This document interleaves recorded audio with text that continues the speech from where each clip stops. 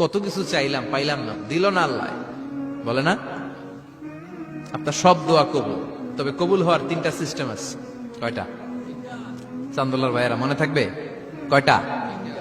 আপনি যত দোয়া করছেন সব কবুল, কারণ আল্লাহর কাছে কিছু চাইলে আল্লাহ ফিরায় দিতে জানে না। আল্লাহ জানেই না কেমনে ফিরায় দিতে হয়। সুবহানাল্লাহ কোন?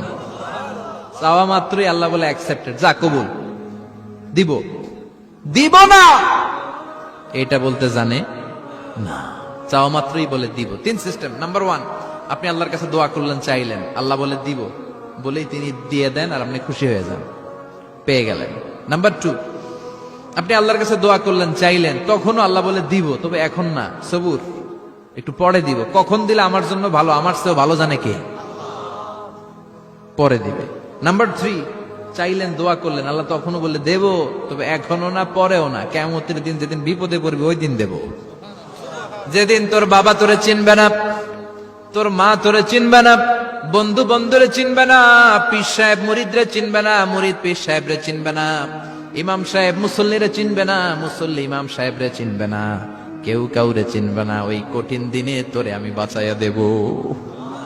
তাই দোয়া যা করছেন ছোটবেলা থেকে আজকে পর্যন্ত, লস হয়েছে না লাভ?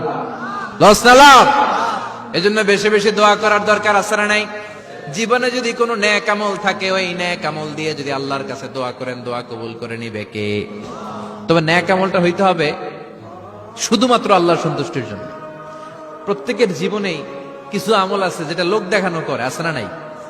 আবার কিছু আমল আছে আল্লাহরে খুশি করার জন্য করে, আছে না নাই? কথা বুঝতে পেরেছেন? রাত্রিবেলা যাচ্ছেন, কেউ নাই, রাস্তায় হঠাৎ দেখলেন মসজিদ, পাশে লেখা বড় করে দান বাক্স, পকেট থেকে কচকচে 1000 টাকার নোটটা ওইখানে ঢেলে দিলেন দান বাক্সের ভিতরে। কেউ দেখে নাই, দেখছে কে? এটা পৃথিবীর কাউরে দেখানোর জন্য দিছিলেন? এই দানটা আল্লাহর কাছে প্রিয়। গোপন দান আল্লাহর রাগকে কমিয়ে দেয়। সুবহানাল্লাহ বলেন।